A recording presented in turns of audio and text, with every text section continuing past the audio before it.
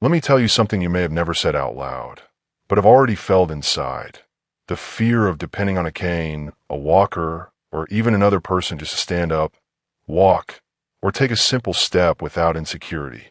This fear is real, silent, and grows little by little.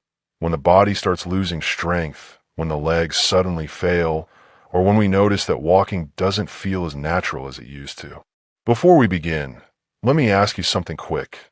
Subscribe to the channel now, because here you learn simple, safe, and extremely effective Japanese movements to strengthen your legs, improve balance, and restore independence after 60. And comment below your name and where you're watching from. Our community is beautiful and growing every day. But here is a truth very few people know. In Japan, where older adults walk firmly into their 90s, they don't wait for weakness to show up before training. They practice simple movements every day to strengthen exactly what prevents the cane, the muscles that push, the muscles that hold, and the muscles that recover balance when the body starts to wobble.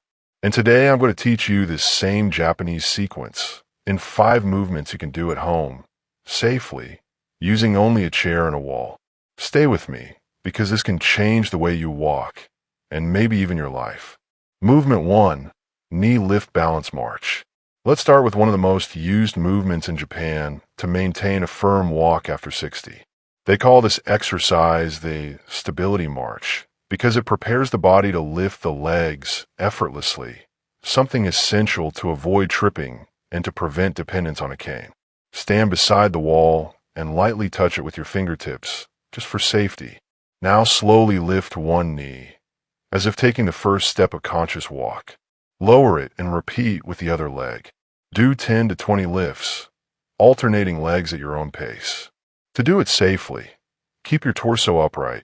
Avoid leaning backward as you lift your leg, and breathe slowly. If you feel hip pain, reduce the height of the knee. If you feel knee pain, make the movement even smaller, almost like gliding the foot upward. The goal here isn't height, it's control. While you move, notice what happens. The hip activates to support the leg. The abdomen turns on to stabilize the torso. The ankle works to keep the body steady. The brain sharpens its sense of balance and direction.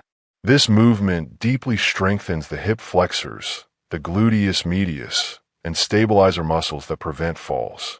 It also improves walking impulse, coordination between legs and torso, and the ability to take higher, safer steps.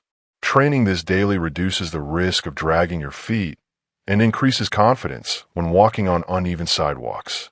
And most importantly, it restores the body's memory of lifting the leg, something age slowly erases without us noticing. Movement 2. Japanese calf raise. Sit at the edge of the chair with your feet firmly on the floor.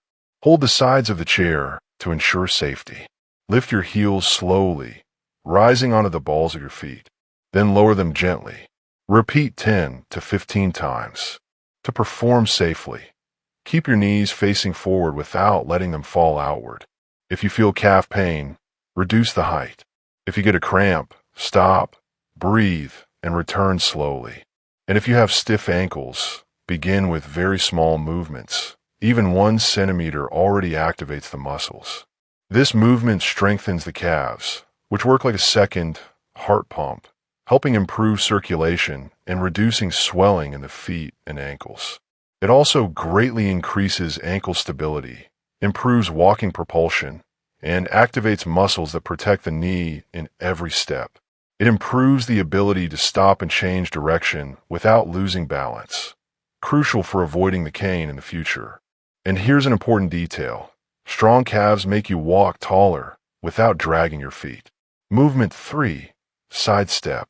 Stand holding the back of the chair or the wall for balance. Take 1 step to the side, smooth, controlled, opening your legs. Then return to the center. Do 10 steps to each side. To perform safely, keep your feet parallel without letting one turn outward. Your torso must stay upright. Avoid leaning your body to help the movement. If you feel pain in the hip or outer thigh, reduce the size of the step. And if one side feels weaker, go slowly and respect your body's limit. This movement strengthens the gluteus medius, gluteus minimus, lateral hip muscles, and pelvic stabilizers, exactly the muscles that prevent the body from falling to the side. It also strengthens the knee, increases agility in direction changes, and reduces the risk of tripping on edges or steps. It's one of the most efficient exercises to restore lateral stability, which is usually the first to decline with age. And when these muscles start working again, the whole body becomes more stable. Movement 4. Half squat. Stand with your feet hip-width apart. Hold the chair if necessary. Bend your knees as if you're going to sit, but only a little, about 20 centimeters, and return slowly. Do 8 to 12 repetitions. To perform safely, keep your weight on your heels. Don't let your knees collapse inward, and keep your torso slightly inclined forward without rounding your back. If you feel knee pain, reduce the depth even more. If you feel lower back discomfort, engage your abdomen before moving. The mini squat strengthens the thighs, glutes, hips, and deep pelvic muscles that keep your body upright. It also improves knee joint function, increases strength to get out of bed or a chair, and enhances your ability to absorb impact when walking. This exercise teaches the body to distribute weight symmetrically, reducing lower back pain and improving natural posture.